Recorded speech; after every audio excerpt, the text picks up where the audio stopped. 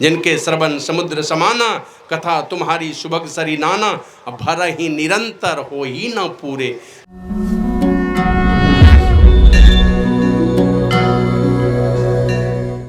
श्री सद्गुरु महाराज की जय।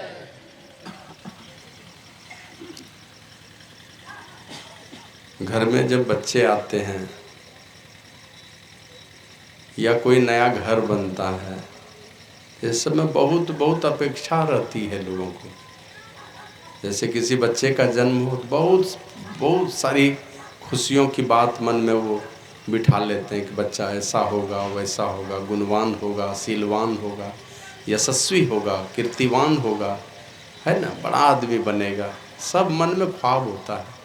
उसी प्रकार जब कहीं घर बनता है, कोई भी बनाते हैं, 1 पैसे 2 पैसे मेहनत करके बचा करके जब घर बनाते हैं तो बहुत सारी अपेक्षाएं रहती हैं। इस घर में सब लोग चाहते हैं सुख शांति का वातावरण रहे, समृद्धि आवे, शांति आवे, सब लोगों में प्रेम रहे, किसी में कोई भटकाव नहीं हो, बढ़िया चरित्र वाला बाल बच्चा, सब लोग अनुकूल रहे। ये सारी भावनाएं लोगों के मन में रहती हैं और ये सारी भावनाएं फलित तो हो जाएं। हमारी जो कामना है घर में सुख शांति समृद्धि आए, दिव्यता आए, पवित्रता आए, ये सारी जो भावना रहती है ना, इसीलिए लोग जब शुरुआत करते हैं तो साक्षी बनाते हैं किन्हीं को। जैसे शादी होती है, देखते हैं अग्नि देवता का 7 फेरा लेकर के वो गवाही बनाते हैं उनको। उसी प्रकार जो सबसे ज़्यादा समझदार लोग होते हैं वो इस शुभ कार्य, इस नेक कार्य की शुरुआत सत्संग से करते हैं। शंकर भगवान से माता पार्वती ने पूछा था, स्वामी जीवन में बहुत सारी घड़ियां आती है, बहुत सुंदर सुंदर, बहुत अच्छे अच्छे समय आते हैं, लेकिन सबसे सुंदर घड़ी कौन होती है? हम मनुष्य के जीवन में सबसे सुंदर घड़ी कौन?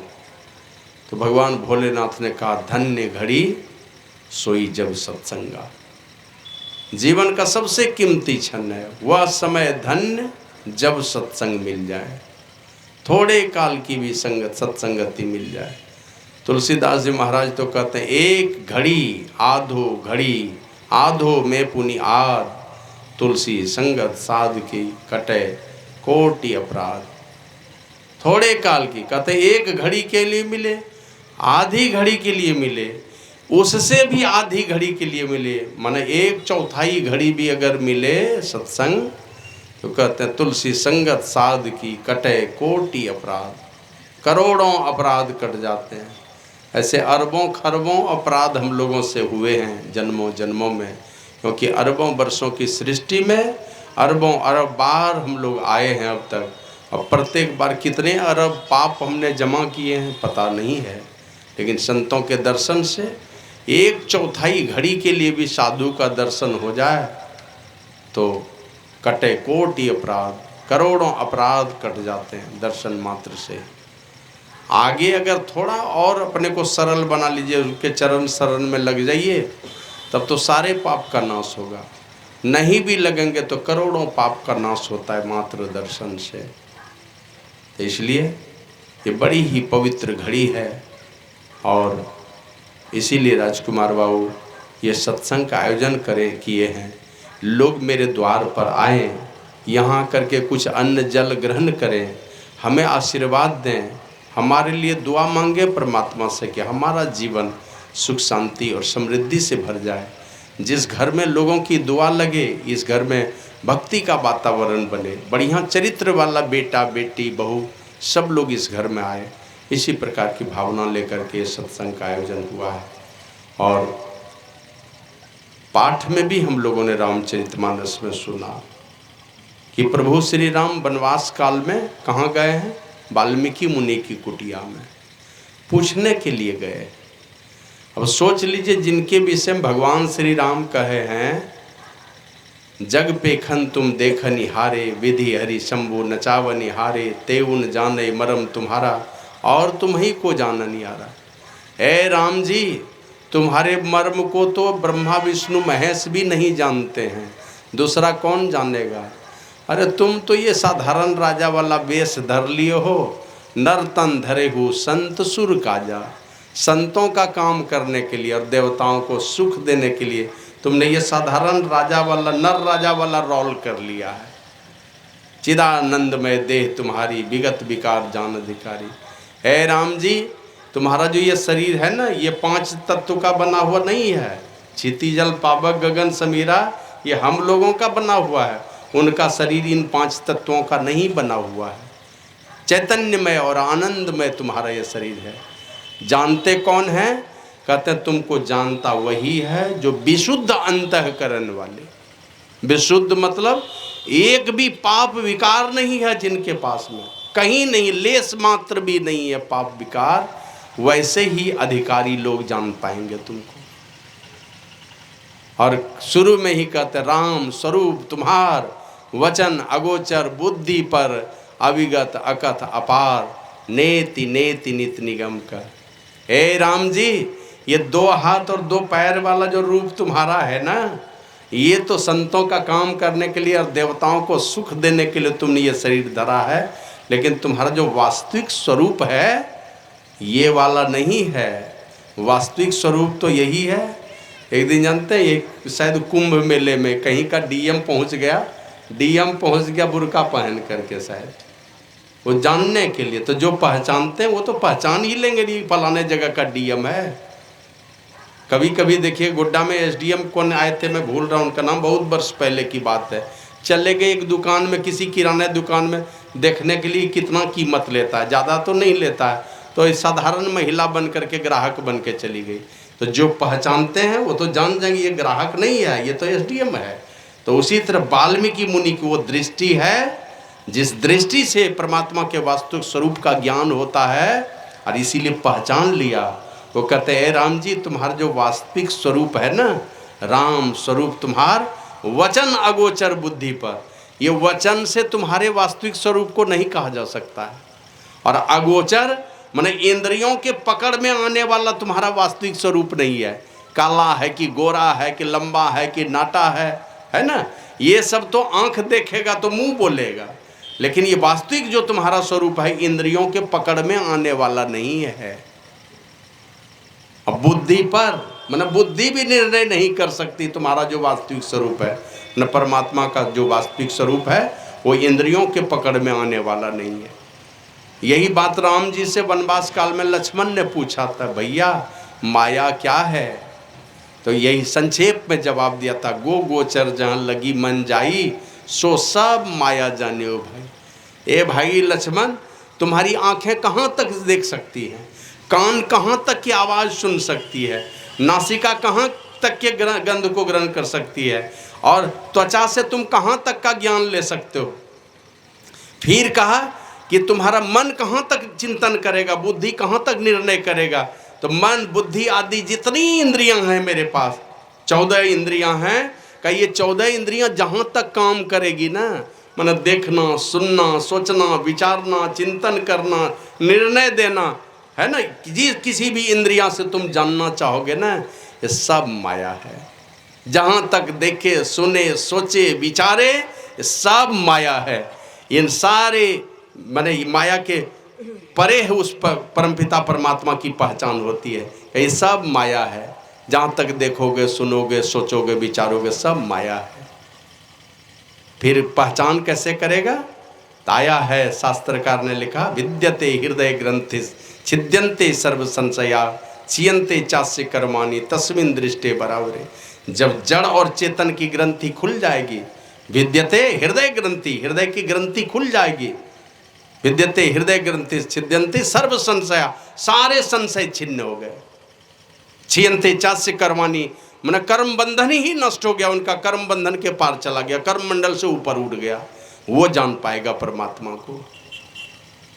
तो भगवान श्री राम के विषय में वाल्मीकि मुनि एक तरफ कह रहे हैं कि ब्रह्मा विष्णु महेश ये त्रिदेव भी तुम्हारे मर्म को नहीं जानते हैं, और कहते हैं सोई जानई जेहि देहु जनाई, जानत तुम्ही होई जाई।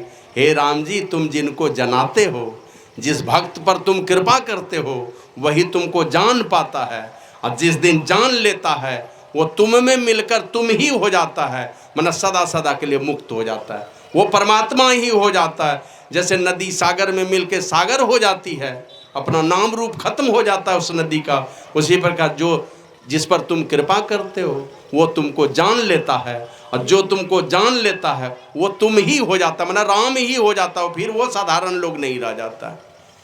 तुमरी ही कृपा तुम ही रघुनंदन, जाने भगत भगतुर चंदन। हे भक्तों के हृदय के चंदन रघुनंदन श्री राम जी, तुम्हारी ही कृपा से तुमको लोग जान पाते। हम कितना हो प्रयास करेंगे, जब तक परमात्मा नहीं कृपा करेंगे तब तक हम उस परमात्मा को नहीं जान सकेंगे। और परमात्मा कब कृपा करेंगे? जब संतों के चरण को हम पकड़ते हैं, तो ये संत पुरुष बीच में मध्यस्थता करते हैं, और इनकी कृपा होती है तो उस परमात्मा की कृपा हमारे ऊपर हो जाती है। जैसे हनुमान जी ने कृपा कर दी विभीषण के ऊपर, उठा के ले आया वहां से विभीषण को, राम जी के शरण में पहुंचा दिया, तो राम जी की भी कृपा हो गई। तो इसलिए ये वाल्मीकि मुनि अपनी आंखों से देख रहे हैं, एक तरफ कह रहे हैं ब्रह्मा विष्णु महेश भी तुम्हारे मर्म को नहीं जानते हैं, तो ये वाल्मीकि मुनि कहां से जान गए? इसका मतलब है वे त्रिदेव भी योग्य अधिकारी नहीं हैं जो परमात्मा के मर्म को वो जान सके, इसलिए वे मुक्त भी नहीं है।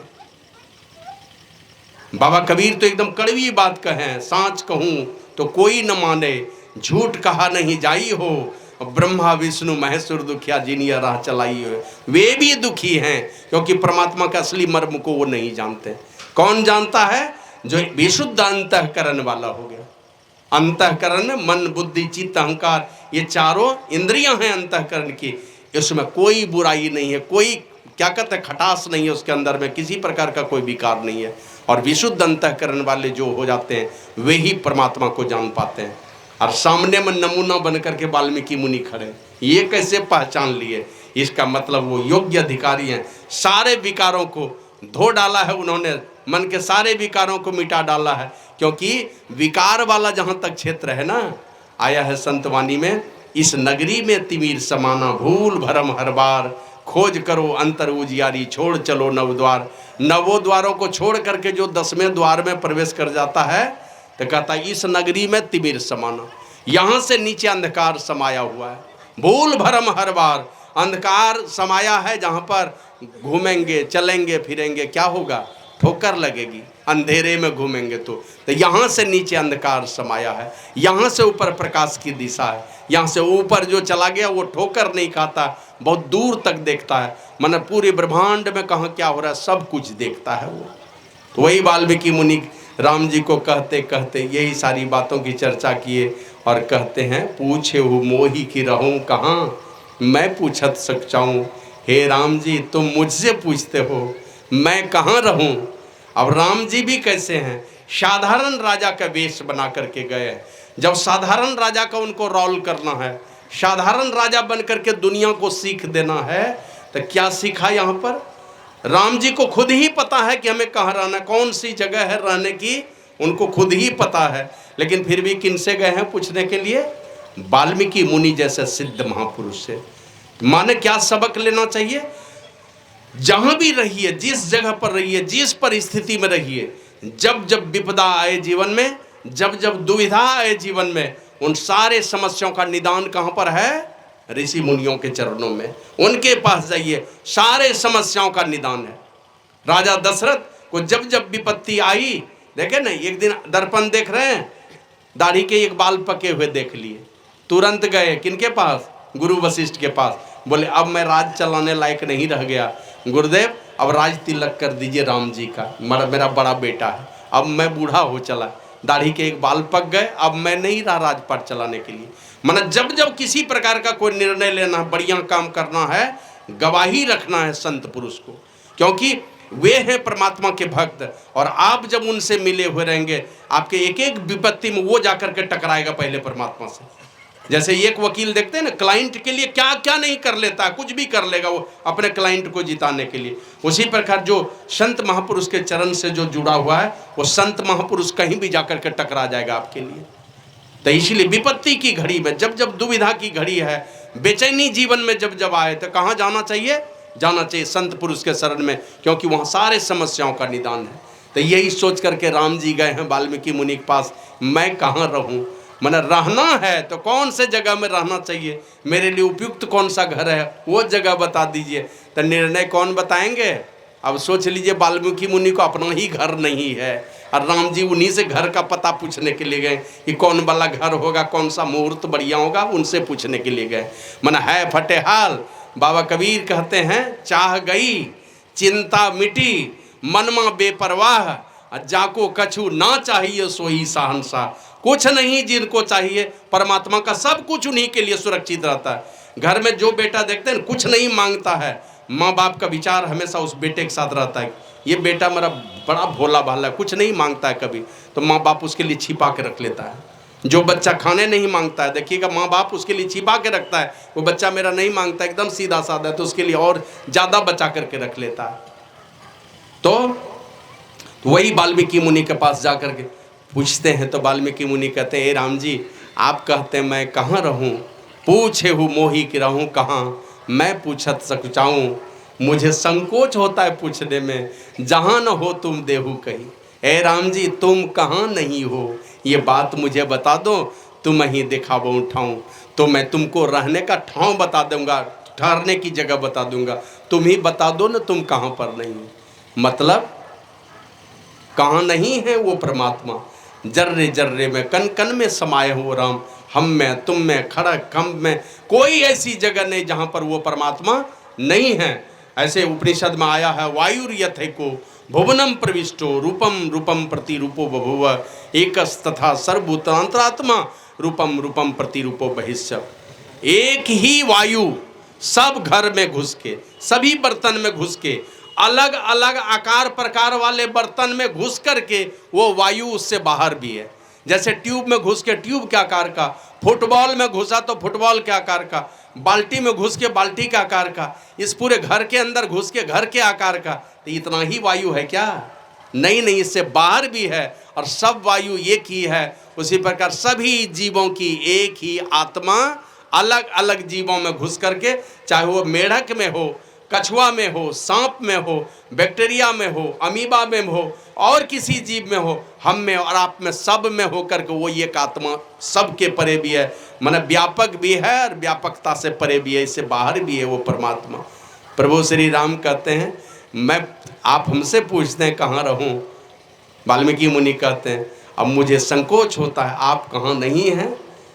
तो गुरु महाराज इसकी व्याख्या की है, मेहदी में लाली, घी दूध में, फूल में बास, समान हो राम राम, जय जय राम जय जय राम, जय जय राम कहो जय जय राम।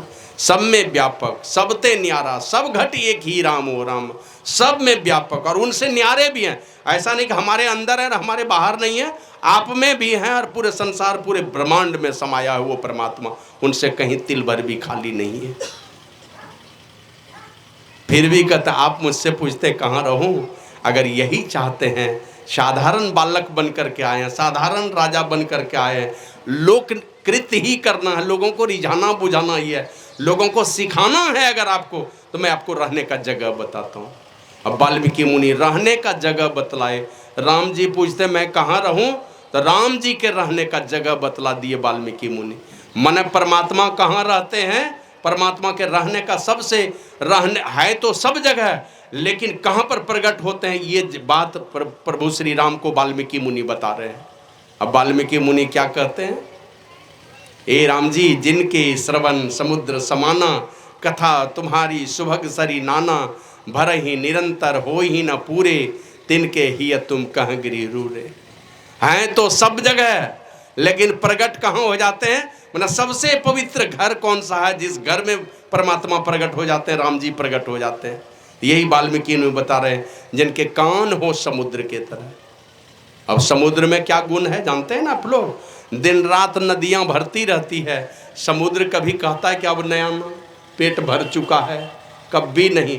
चाहे जितनी बारिश होते रहे, ये सारी नदियों का पानी समुद्र में जाते रहता, और समुद्र कभी नहीं कहता कि ए नदी तुम मत आओ। और नदी छोड़ता दम भी नहीं छोड़ने वाला, जाते ही रहेगा, कोई चाहना नहीं है समुद्र को, लेकिन नदी दम छोड़ने वाली भी नहीं, वो जाती रहेगी, हमेशा भरती रहेगी। ऐसे परमात्मा का जो भक्त होता है ना, उनके लिए कीर्ति है। परमात्मा का जो भक्त होता नहीं चाहिए उनको कुछ भी, लेकिन कीर्ति है, मान सम्मान है, आदर है, जय जयकार है, ये सब चीज फ्री में मिलता है परमात्मा के भक्त को, जबकि चाहिए कुछ भी नहीं, छोड़ेगा नहीं, वो हमेशा साथ पकड़ा रहेगा। तो उसी प्रकार समुद्र मना नहीं करता है कि तुम अब नहीं आना, नहीं चाहिए ये भी नहीं कहता, लेकिन नदियां दिन रात भरती रहती हैं। वाल्मीकि मुनि कहते हैं, राम जी जिनके कान हो समुद्र के तरह, अनेकों नदियां जैसे दिन रात भरती रहती हैं, उसी प्रकार ऐसा कोई भक्त हो जो राम की कथा रूप अनेकों नदियां दिन रात भरती रहे और कान समुद्र जैसा बना रहे, कभी मन भरे नहीं, कान कभी भरे नहीं। होता है ऐसा, थोड़ी देर सुनते हैं मन उबने लगता है, कितना सुनेंगे। और एक देख लीजिए, गुरु महाराज के अंदर में जब अंदर में प्यास लगी, अंदर में जब भावना जगी, तो रात को 3-3 महीनों तक जाकर के सुने हैं। भरी जवानी में मतलब सुबह से लेकर 3 बजे सुबह से लेकर 12 बजे रात तक दरियापंथी साधु की सेवा करते थे। अब 12 बजे रात में जाते थे धीरज लाल गुप्त के पास, और ये सन्यासी आदमी, वो गृहस्थ आदमी, और उनके पास जाकर के 3 महीने तक बिना कुछ खाए, बिना सोए, 3 महीना 1 घंटा कभी भी सोए नहीं, और वहां जाकर के सीखते रहे। तक कान नहीं भरा, मैंने बार बार और चाहत जगी हुई कि और सुनूं, इतना सुनूं कि सुनने का काम ही खत्म हो जाए, फिर सुनने की आवश्यकता नहीं पड़े, सुनते रहे। वही वाल्मीकि मुनि कहते हैं, हे राम जी जिनके कान हो समुद्र के तरह और तुम्हारी कथा रूप अनेकों नदियां दिन रात भरती रहे, कान कभी भरे नहीं, ऐसे भक्त के हृदय में जाकर के तुम बस जाओ। माने ऐसे भक्त का हृदय भगवान का पवित्र घर है, ऐसे घर में ही भगवान प्रकट हो जाते हैं, परमात्मा प्रकट हो जाते हैं सब जगह प्रकट होंगे। कहाँ? जिनके कान होंगे समुद्र की तरह, अनेकों कथा रूप नदियां दिन रात भरती रहेगी और मन कभी भरेगा नहीं। तो हमने एक बार शायद आप लोगों को बताया था, मैं पहले सोचता था कि भाई दिन रात समुद्र को नदियां भरती रहती हैं। बचपन में जब मैं छोटा था तो ये समझता था भाई इतना कूड़ा कचरा लाश इतना चीज जाता है गंगा जी के माध्यम से समुद्र में भरते जाता है, थोड़े दिन के बाद तो समुद्र शायद भर जाएगा, ये पानी बाद में कहाँ जाएगा, यही सब सुनते थे। लेकिन कुछ बड़े हुए तो पता चला गंगा जी का सारा पानी जाएगा, उसमें सब चीज ले लेगा और 5-10 मिनट नहीं होगा उधर से एक बार उफान आएगा और सब कूड़ा कचरा किनारे लगा देगा।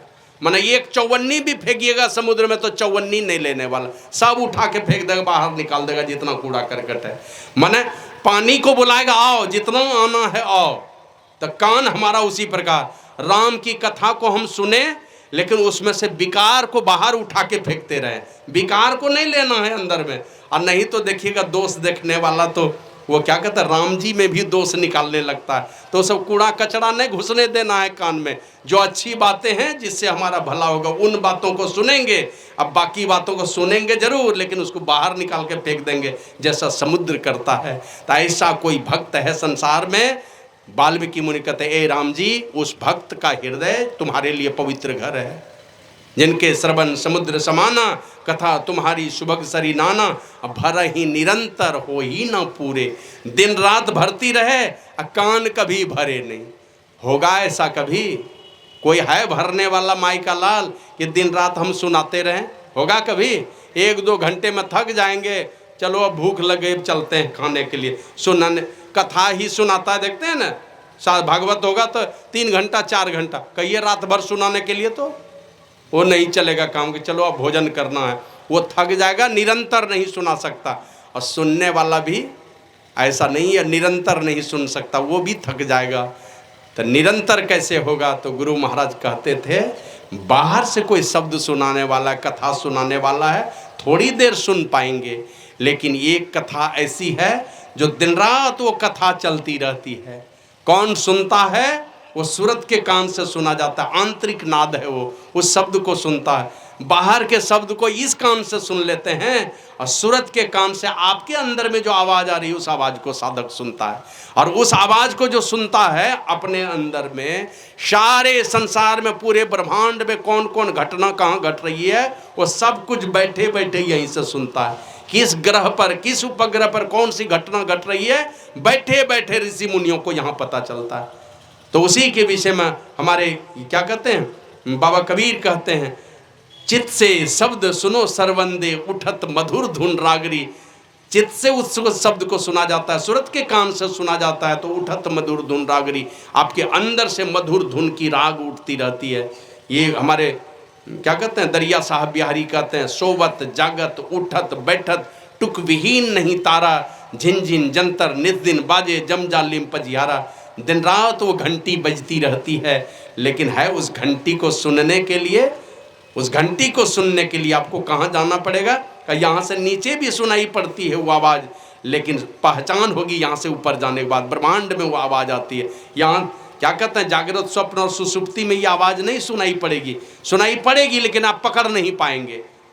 कहाँ पकड़ पाएंगे? तो यहाँ से ऊपर जब हमारी यात्रा होती है, ब्रह्मांड में जब हमारी यात्रा होती है, तब हम उस शब्द को सुन पाते हैं। तो वो ध्वनि हमेशा उठती रहती है, सोवत जागत उठत बैठत, वो घंटी बजती रहती है आपके अंदर, सूरत के कान से उस शब्द को सुना जाता है। तो इस कान से बाहर के शब्द को और अंतर के कान से परमात्मा के आंतरिक नाद को सुनता है, तो बाहर की कथा को भी जानता है कि कैसा राम जी का रूप है, कहाँ जन्म लिया, कहाँ शादी हुई, ये कहाँ पढ़ाई लिखाई हुई, कहाँ पर राजा बने, किस किस प्रकार का कृत्य किया, ये बाहरी कान से सुन लेंगे। और आंतरिक कान से जब परमात्मा की आवाज़ को सुनता है साधक, तो परमात्मा के आंतरिक भेद को जानता है कि वास्तविक स्वरूप परमात्मा का क्या है, वास्तविक स्वरूप राम का क्या, उसको जान पाता है। तो वही कहते हैं, राम जी ऐसा कोई साधक है, ऐसा कोई भक्त है, उस भक्त के हृदय में जाकर के बस जाइए, वो आपके लिए सुंदर घर है। माने शब्द साधना का अभ्यासी अगर कोई साधक है, बाहर की कथा में भी मन लगे और आंतरिक कथा को भी, आंतरिक नाद को भी सुनने का जतन जिनके पास में है, कहता है उसका हृदय पवित्र घर है, वहीं पर परमात्मा प्रकट हो जाते हैं, माने उन्हीं को पहचान हो पाती है परमात्मा की। लेकिन ये बड़ा कठिन काम है। फिर वाल्मीकि मुनि कहते हैं, अगर ऐसा कोई भक्त नहीं मिले तो दूसरा जगह मैं बतलाता हूँ आपको रहने के लिए। माना परमात्मा कहाँ पर प्रकट होंगे, दूसरी जगह बतलाते हैं। लोचन चातक जिन करी राखे, रहें दरस जलधर अभिलाखे, निद्रहि सरित सिंधु सर भारी, रूप बिंदु जल होई सुखारी, तिनके हृदय सदन सुखदायक, बसहु बंधु सिया सह रघुनायक। श्री सद्गुरु महाराज की जय। अब राम जी कहते हैं, वाल्मीकि मुनि कहते राम जी को, ए राम जी, जिनकी आंखें हो चातक पक्षी के तरह। अब चातक पक्षी की आंखें कैसे होती है ना, 12 महीने का ये जो साल है ना, एक बार आता है एक नक्षत्र है, उसका नाम है स्वाति नक्षत्र, है ना, वर्षा के दिन में। स्वाति नक्षत्र में जब बादल घिरता है, वो सालों भर वो चातक पक्षी टकटकी लगा करके चंद्रमा की ओर देखती रहती है, बादल को देखती रहती है कि नक्षत्र कब आएगा, वो स्वाति नक्षत्र कब आएगा। इधर बीच में सारे नक्षत्र चले गए, स्वाति नक्षत्र का इंतजार करती है और टकटकी लगा करके चंद्रमा की ओर मेघ की तरफ देखता रहता है। अब उस चातक पक्षी को पकड़ करके जबरदस्ती समुद्र में डुबा दीजिए, पोखर में डुबा दीजिए, कुआं में डुबा दीजिए, किसी भरे पानी भरे बाल्टी में ले जाकर उसका मुंह खोल करके डुबा दीजिए, वो चातक पक्षी इधर मुंह घुमा लेगी, पानी नहीं पीती है। उसका संकल्प है मर जाऊं तो मर जाऊं, ये बाल्टी कार, कुआं कार, पोखर कार, तालाब कार, समुद्र का पानी नहीं पीना।